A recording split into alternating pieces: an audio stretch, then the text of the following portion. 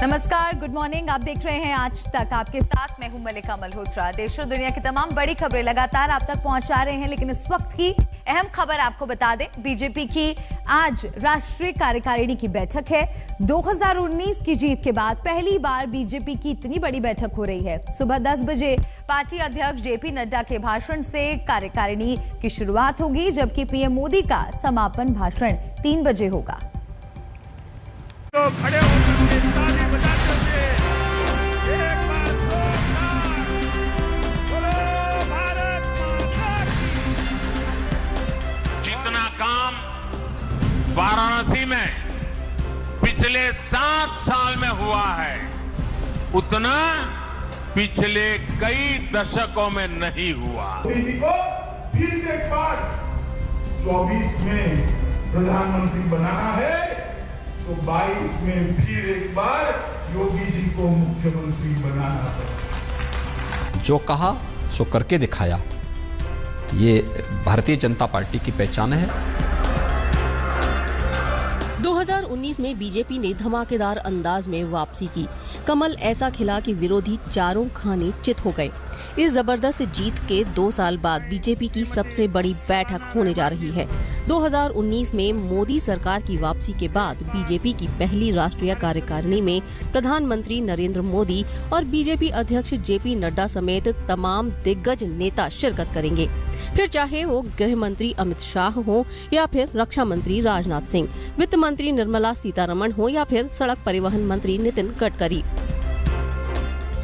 BJP की राष्ट्रीय कार्यकारिणी दिल्ली के एनडीएमसी कन्वेंशन सेंटर में होगी।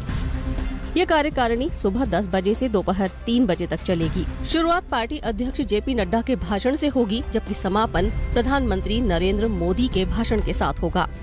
गरीबों के हजारों करोड़ रुपए लूटने वाली भ्रष्टाचार की साइकिल, ये भ्रष्टाचार की साइकिल 24 घंटे अलग से चलती रहती थी।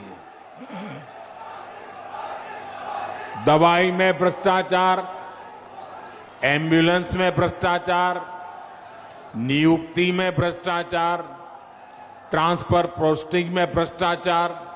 इस पूरे खेल में यूपी में कुछ परिवारवादियों का तो खूब भला हुआ। भ्रष्टाचार की साइकिल तो खूब चली, लेकिन उसमें पूर्वांचल और यूपी का सामान्य परिवार पिसता चला गया। बीजेपी राष्ट्रीय कार्यकारिणी में मेन फोकस 5 राज्यों में होने वाले चुनावों के साथ साथ उपचुनाव के नतीजों, केंद्रीय योजनाओं, गरीबों के कार्यक्रम, कोरोना में कार्यकर्ताओं के काम और 100 करोड़ से ज्यादा कोरोना वैक्सीन पर होगा। कोविड प्रोटोकॉल के कारण सिर्फ राष्ट्रीय कार्यकारिणी, केंद्रीय मंत्री और दिल्ली बीजेपी के पदाधिकारी यानी 124 सदस्य ही बैठक में शिरकत करेंगे। राज्यों के मुख्यमंत्री, प्रदेश अध्यक्ष, राज्य महासचिव और राज्यों के कार्यकारिणी सदस्य वीडियो कॉन्फ्रेंसिंग के जरिए जुड़ेंगे।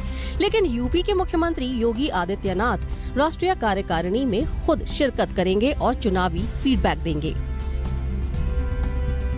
भारतीय जनता पार्टी ने जो कहा सो करके दिखाया। वह गरीब कल्याणकारी योजनाएं हो या फिर भारत के आन मान और शान के प्रतीक, भारत की एकता अखंडता को, एक भारत श्रेष्ठ भारत की परिकल्पना को साकार करने का कारण रहा हो, या फिर 500 वर्षों के उस कलंक को जिसको लेकर के प्रत्येक भारतीय के मन में टीस थी कि अयोध्या में काश भगवान राम का मंदिर बन गया होता तो क्या होता, और वह भी करके दिखा दिया। उपचुनावों में बीजेपी को हिमाचल प्रदेश, राजस्थान और पश्चिम बंगाल में जबरदस्त झटका लगा है। जब राष्ट्रीय कार्यकारिणी में तमाम दिग्गज जुटेंगे तो ये हार भी परेशान करने वाले मसलों में शामिल होगी। विधानसभा चुनाव में हार के बाद नेताओं का पलायन भी थम नहीं रहा। उपचुनाव में हार ने पार्टी की मुश्किलें और बढ़ा दी हैं। तो प्रस्ताव जैसा होता है, प्रस्ताव होगा, राजनीतिक प्रस्ताव होगा। आगे 5 प्रदेश का चुनाव है, उसके बारे में भी चर्चा होगा, तैयारी के बारे में। बाकी कुछ सैद्धांतिक बातें, संगठन के बारे में भी चर्चा होगा।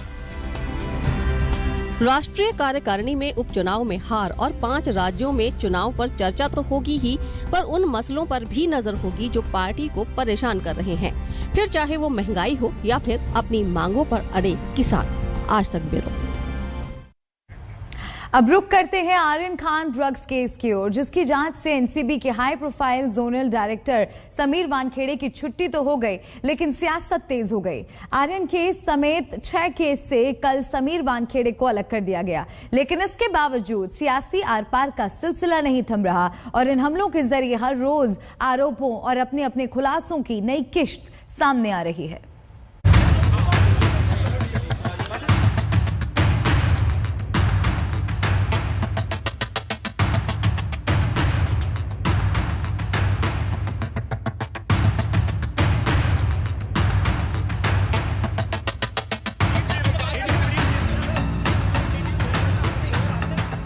गिरफ्तारी, डील, गवाह और साजिश, आरोपों की गुत्थी में उलझा ड्रग्स केस दिनों दिन पेचीदा होता जा रहा है। ड्रग केस की कहानी में आए दिन नए किरदारों की एंट्री होती है और साजिश की सुई दूसरी तरफ घूम जाती है।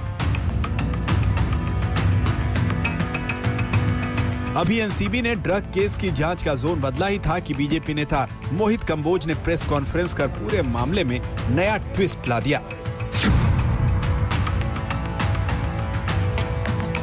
इसका पूरा मास्टरमाइंड है सुनील पाटिल। नाम आप गौर से लिखिएगा, सुनील पाटिल। सुनील पाटिल जो है वो नेशनलिस्ट कांग्रेस पार्टी एनसीपी, मैं आपको सामने बोलूंगा, Sunil Patil nationalist Congress party NCP के फाउंडेशन से जुड़े हुए सदस्य हैं। यानी मोहित कंबोज का दावा है कि जिस ड्रग केस को लेकर महाराष्ट्र के मंत्री नवाब मलिक समीर वानखेड़े के पीछे हाथ धोकर पड़े हैं, उस केस की प्लानिंग के पीछे एनसीपी के ही नेताओं का हाथ है। मैंने ये सामने रखा कैसे सैम डिसूजा ने, सुनील पाटिल ने उसको मैसेज किया, व्हाट्सएप किया, बात की कि मेरी मीटिंग किसी नारकोटिक्स अधिकारी के साथ कराओ, मेरे पास इंटेल है। फिर सुनील पाटिल ने वहां पे किरण गोसावी जो उसका आदमी है और मनीष भानुशाली, उसको मिलवाया सैम डिसूजा से। तो अभी तक जो नैरेटिव, गलत नैरेटिव महाराष्ट्र के मंत्री बता रहे थे कि किरण गोस्वामी और मनीष भानुशाली भारतीय जनता पार्टी के लोग हैं जिनका बैक टू बैक इन्वॉल्वमेंट है समीर वानखेड़े के साथ, तो ये साबित हो गया कि ये पूरी एक कॉन्स्पिरेसी, बड़ी एक स्टोरी तैयार करने की कोशिश महाराष्ट्र में मंत्री कर रहे थे। मोहित कंबोज ने राष्ट्रवादी कांग्रेस पर आरोपों की नई किस्त जारी की तो बीजेपी सीधे नवाब मलिक पर हमलावर हो गई। क्या यही कारण था राष्ट्रवादी दल के नेता और मंत्री नवाब मलिक जी रोजाना पत्रकार वार्ता कर रहे थे? पूरी की पूरी सरकार हिमालय के चट्टान की तरह ड्रग माफिया का प्रत्यक्ष अप्रत्यक्ष रूप से समर्थन कर रहे थे। क्या वहीं पर भी कोई वसूली हो रही है? बीजेपी के इन हमलों के बीच नवाब मलिक की बेटी ने जवाबी ट्वीट किया, बीजेपी नेताओं के साथ सुनील पाटिल और गोसावी की तस्वीरें जारी कर दी। ड्रग केस में वार पलटवार का यह नया दौर ठीक उसी वक्त शुरू हुआ है जब एनसीबी की सेंट्रल जोन की टीम आर्यन खान केस समेत 6 हाई प्रोफाइल केस की जांच के लिए मुंबई पहुंच चुकी है। इस टीम की अगुवाई कर रहे आईपीएस अफसर संजय कुमार सिंह ने साफ कर दिया है कि ड्रग केस की जांच में समीर वानखेड़े की मदद ली जाएगी। We have taken over a group of 6 cases. We have already issued a statement last night, so I have nothing more to add. Sir, so as of now, Sameer Wankhede के भी लगाए गए हैं यहाँ पे, क्या उनका सहयोग भी लिया जाएगा पूरे इन्वेस्टिगेशन के दौरान? he is JD Mumbai. He definitely हम लोग उनका पूरे जोन का असिस्टेंस लेंगे।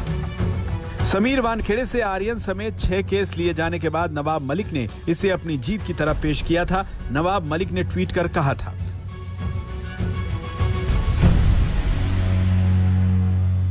वानखेड़े को आर्यन समेत 5 केस से हटा दिया गया है। इस मामले में 26 केसों की जांच होना चाहिए।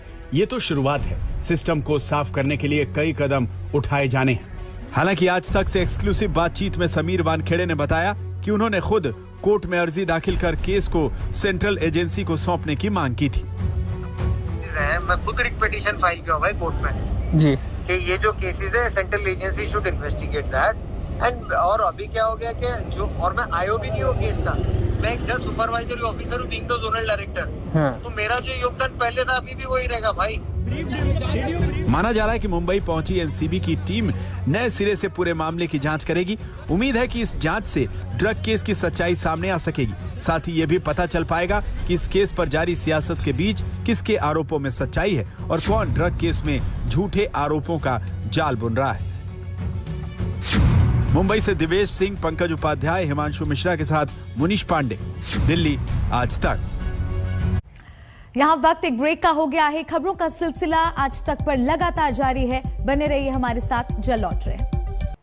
प्रधानमंत्री मोदी एक बार फिर सर्वे में दुनिया के सबसे लोकप्रिय नेता चुने गए हैं। अमेरिकी कंपनी द मॉर्निंग कंसल्ट की अप्रूवल रेटिंग में पीएम मोदी 70% के साथ सबसे पॉपुलर नेता चुने गए हैं। जून में जारी हुई अप्रूवल रेटिंग की तुलना में इस बार प्रधानमंत्री मोदी की अप्रूवल रेटिंग बेहतर हुई है। इस रेटिंग में अमेरिका के राष्ट्रपति जो बाइडेन 6ठे नंबर पर हैं, जबकि ब्रिटिश प्रधानमंत्री बोरिस जॉनसन 10वें नंबर पर हैं। यहाँ वक्त एक ब्रेक का हो गया है। खबरों का सिलसिला आज तक पर लगातार जारी है। बने रहिए हमारे साथ, जल्द लौट रहे हैं।